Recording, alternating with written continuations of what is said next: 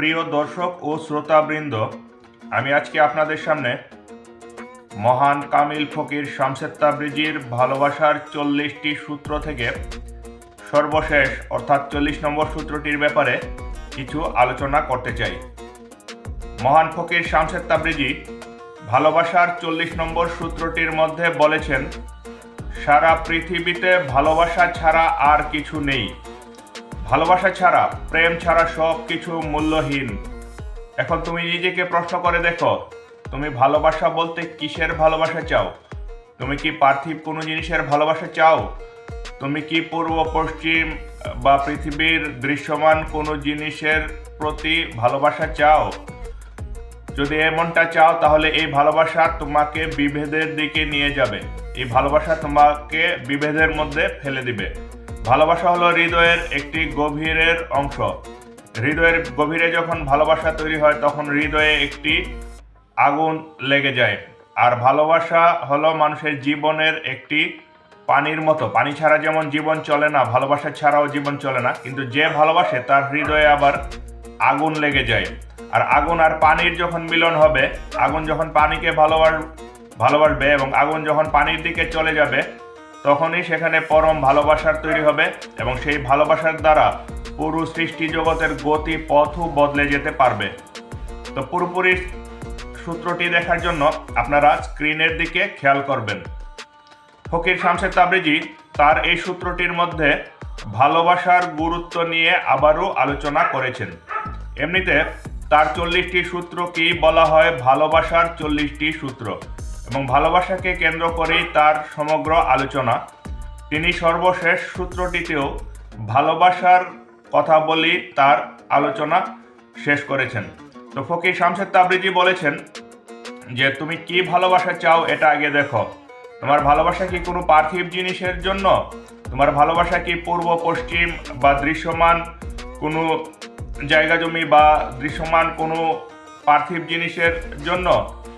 যদি তা হয়, তাহলে এই ভালোবাসা তোমার মধ্যে বিভেদ সৃষ্টি করবে। তুমি ভালোবাসার কথা বলবে, তুমি ভালোবাসার দিকে চলবে, কিন্তু এই ভালোবাসা আসলে তোমাকে বিভেদের দিকে নিয়ে যাবে। এই জিনিসটি বোঝার জন্য এখন তোমরা পৃথিবীর দিকে তাকিয়ে একটু চিন্তা করলেই বুঝতে পারবে। সারা পৃথিবীতে সবাই দেশপ্রেমের কথা বলে, মানুষে মানুষে ভালোবাসার কথা বলে। তো দেশপ্রেমের কথা বলে বলে তারা অন্য দেশকে ঘৃণা করা শিখিয়ে দেয় এবং যে অন্য দেশের যত বেশি মানুষকে মারতে পারবে, প্রতিবেশী দেশের যত বেশি মানুষকে একজন ব্যক্তি মারতে পারবে, সে হলো সেই দেশের তত বড় বীর এবং সেই দেশের তত বড় শ্রেষ্ঠ সন্তান। সেই দেশে তত বেশি পুরস্কার সে পাবে। তো এই ভালোবাসার তো কোনো মূল্য নেই। তুমি যদি শুধুমাত্র তোমার দেশের মানুষকেই ভালোবাসতে হয়, তোমার পাশের দেশের মানুষকে যদি ভালো না বাসতে পারো, পাশের দেশের মানুষকে মারার ফলে যদি তোমার পুরস্কার পেতে হয়, তাহলে সেই ভালোবাসা তো তোমাকে আসলে ভালোবাসা তৈরি করলো না। সেই ভালোবাসা তোমার মধ্যে বিভেদ তৈরি করলো। সেই ভালোবাসা আসলে তোমাকে বিভেদের দিকে নিয়ে গেছে, পার্থক্যের দিকে নিয়ে গেছে। ফকির শামসুদ তাবরিজি এই জিনিসটি বলেছেন, তুমি পৃথিবীর কোনো জিনিসকে ভালোবেসেছ মানে সেই ভালোবাসা তোমাকে অবশ্যই মানুষের পার্থক্য এবং বিভেদের দিকে নিয়ে যাবে, ঘৃণার দিকে নিয়ে যাবে। তোমাদের রাষ্ট্র ব্যবস্থার মধ্যে আরেকটি কথা অত্যন্ত প্রচলিত আছে এবং বিখ্যাত একটি কথা, এটি হলো রাষ্ট্রবিজ্ঞানের ভাষায়, যে তোমার শত্রু তার শত্রু হলো তোমার বন্ধু, তোমার শত্রুর শত্রু হলো তোমার বন্ধু, আর তোমার বন্ধুর শত্রু হলো তোমার শত্রু। তো এভাবে তুমি পার্থিব কোনো কিছুকে ভালোবাসলে সেই ভালোবাসার সাথে সাথে তোমার শত্রু তৈরি করে নিতে হচ্ছে এবং আরেকজনের শত্রুকে তোমার বন্ধু বানাতে হচ্ছে এবং তুমি আরেকজনের শত্রুকে বন্ধু বানিয়েছো মানে তোমার সেই বন্ধুর যারা শত্রু আছে তারা আবার তোমার শত্রু হয়ে গিয়েছে। তো এইভাবে তোমরা এই বন্ধুত্বের কথা বা ভালোবাসার কথা যতই বলো না কেন, শেষ পর্যন্ত কিন্তু সেগুলি পরম শত্রুতার দিকেই তোমাদেরকে নিয়ে যাচ্ছে।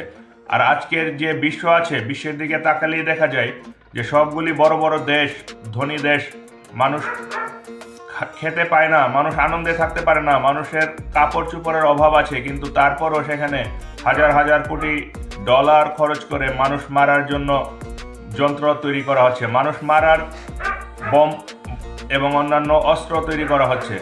তো এইগুলি সবগুলি হলো ঘৃণার প্রকাশ এবং যারা এই অস্ত্রগুলি তৈরি করছে, হাজার হাজার মানুষ মারার অস্ত্র যারা তৈরি করছে, তাদেরকে জিজ্ঞাসা করো, তারা বলবে যে আমরা মানুষকে ভালোবাসতে চাই, আমরা দেশপ্রেমিক, আমরা দেশের জন্য এগুলি করছি। তারা ভালোবাসার কথা বলে বলে পুরো সৃষ্টি জগৎকে ধ্বংসের দ্বার প্রান্তে নিয়ে গেছে। তারা মানুষকে হত্যা করেছে, হাজার হাজার মানুষকে তারা হত্যা করেছে। তো শামসের তাবরিজি তার এই সূত্রটির মধ্যে এটি বলেছেন। শামসের তাবরিজি বলেন, ভালোবাসা হলো তোমার জীবনের পানির মতো, এবং যে ভালোবাসবে তার হৃদয়ে একটি আগুন জ্বলবে, আগুন আর পানির মিলন হতে হবে। আবার তিনি আরো বলেছেন যে ভালোবাসার কোনো সংজ্ঞা হতে পারে না। তো ভালোবাসার সংজ্ঞা হতেই পারে না। একজন কামিল ফকিরকে একজন লোক জিজ্ঞেস করলো যে আপনি মানুষকে কেন ভালোবাসেন, আর ভালোবাসা কি, প্রেম কি, প্রেমের সংজ্ঞা কি? তো কামিল ফকির বললেন যে ভালোবাসার তো কোনো সংজ্ঞা নেই, আর আমি মানুষকে ভালোবাসি না, আমি নিজেই এখন ভালোবাসা হয়ে গেছি। ভালোবাসা এখন আমার জন্য কোনো কাজ নয়, ভালোবাসা এখন আমার অস্তিত্ব, আমার পুরো অস্তিত্বই এখন ভালোবাসা। আমার চলাফেরাও ভালোবাসা, আমার কথাও ভালোবাসা, আমার কাজও ভালোবাসা, আমার ঘুমিয়ে থাকাও ভালোবাসা, সব কিছুই ভালোবাসা। তুমি ভালোবাসা বলতে একটি কাজকে বুঝো, আরো 10টা 5টা কাজের সাথে একটি কাজ হলো ভালোবাসা। তুমি লোভ করছো, তুমি হিংসা করছো, তুমি অহংকার করছো, তার পাশাপাশি তুমি ভালোবাসছো। এরকম 10টা 5টা কাজের সাথে যদি একটি কাজ ভালোবাসা হয়, তাহলে এটি কোনো ভালোবাসা না। কিন্তু আসলে ভালোবাসা সেটি যেটি তুমি নিজে ভালোবাসায় পরিণত হয়ে যাবে। আমি নিজে ভালোবাসায় পরিণত হয়ে গেছি, আমি কোনো কারণ দেখে কাউকে ভালোবাসতে পারি না, আমি তো নিজেই ভালোবাসা হয়ে গেছি। যে আমার কাছে আসবে সেই ভালোবাসার কাছে এসেছে। এখন আমাকে কিভাবে জিজ্ঞাসা করছো যে আমি কেন ভালোবেসেছি বা ভালোবাসার কারণ কি? আমি তো নিজেই ভালোবাসা। আমি কোনো কারণ দেখে দেখে ভালোবাসলে তো আর আমি নিজে ভালোবাসা হতে পারতাম না। তো তোমরাও যখন কামিল হবে, তোমরাও যখন তোমাদের লোভ, হিংসা, অহংকার ও অন্য সকল বাসনা থেকে সম্পূর্ণ মুক্ত হয়ে যাবে, তখন তোমরাও নিজেই ভালোবাসায় পরিণত হয়ে যাবে। তখন তোমার আরেকজনকে ভালোবাসার জন্য কোনো কারণের দরকার হবে না।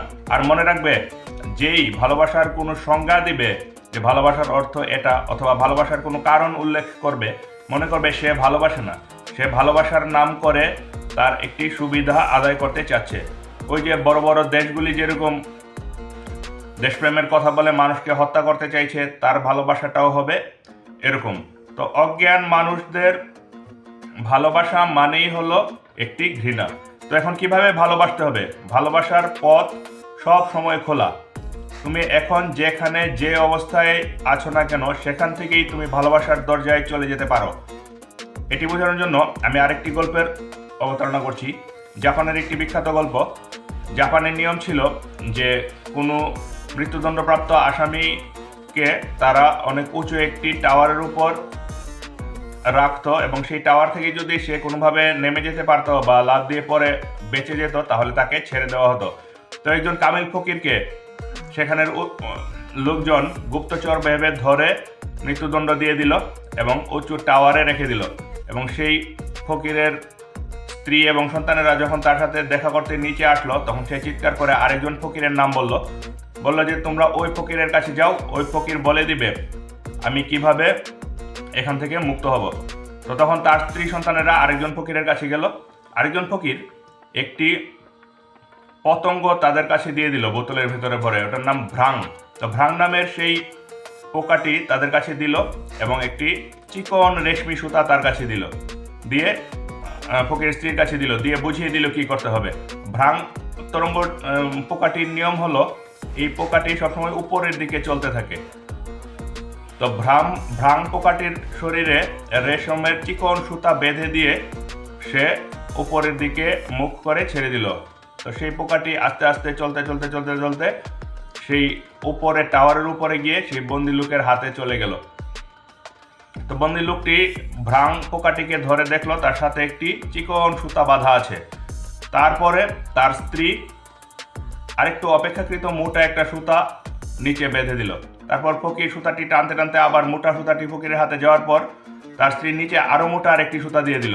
এভাবে দিতে দিতে 2-3 ধাপ পর সেই মহিলা একটি অনেক মোটা দড়ি বেঁধে দিল এবং ফকিরের হাতে দড়িটি পৌঁছে গেল। সেই দড়ি দিয়ে ফকির নেমে বেঁচে গেল। তো জাপানের নিয়ম ছিল কেউ টাওয়ার থেকে নেমে যেতে পারলে তাকে ছেড়ে দেওয়া হবে। তারপর সেই ফকিরকে ছেড়ে দেওয়া হয়েছিল। তো সেই ফকির মৃত্যুর দ্বার প্রান্তে ছিল।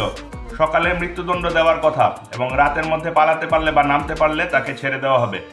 তো সেই অবস্থা থেকেও সে মুক্ত হয়ে গেছে একজন ফকিরের মাধ্যমে।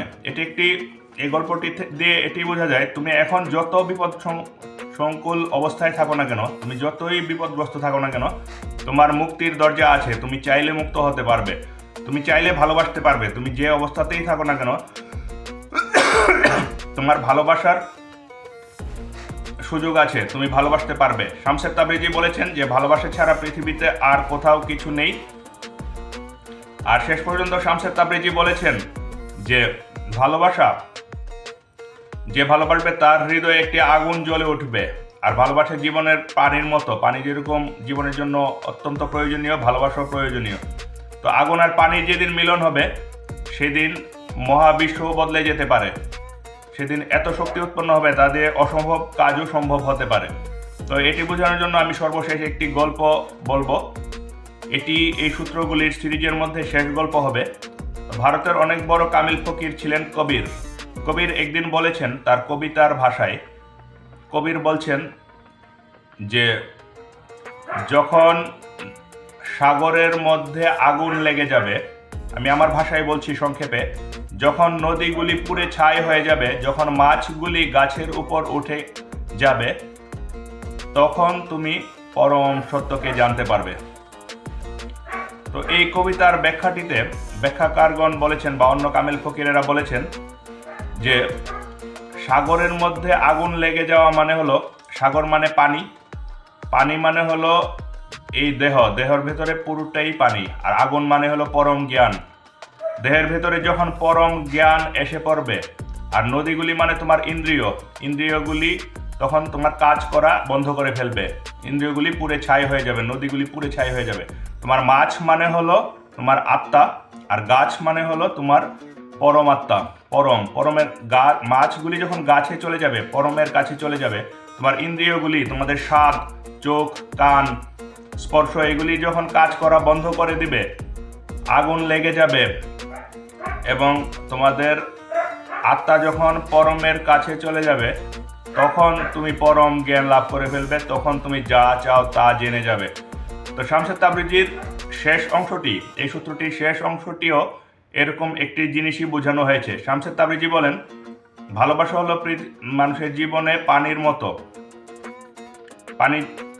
আর যে ভালোবাসবে তার ভেতরে একটি আগুন জ্বলবে, এবং আগুন আর পানির যখন মিলন হয়ে যাবে তখন অসম্ভব কাজ সম্ভব হয়ে যাবে, তখন পরম বিপ্লব সংঘটিত হয়ে যাবে। তো কবিরের যে কথাটি, সেই কথাটি খেয়াল রাখবে, সেই কথাটি শামসের তাবরিজি তার ভাষায় বলতে চেয়েছেন। শামসের তাবরিজি তার একটি সূত্রতে এটিও বলেছেন যে ভাষাগত পার্থক্যের কারণে অনেকে অনেক কথাকে ভুল বুঝে থাকে, আবার অনেকে অনেক কথা মনের মতো করে প্রকাশ করতেও পারে না। তো কবির যে কথাটি তার কবিতার মধ্যে বলেছেন, সেই কথাটি শামসের তাবরিজি আগুনের কথা বলে বুঝাতে চেয়েছেন। তো শামসের তাবরিজির 40 নম্বর সূত্রটির মধ্যে এই জিনিসগুলিই ছিল। আপনারা অনেক ধৈর্য ধরে ভিডিওটি দেখেছেন, এই জন্য আপনাদের সবাইকে অত্যন্ত ধন্যবাদ জানাই। এরকম আরও ভিডিও পাওয়ার জন্য আমাদের সঙ্গে থাকবেন।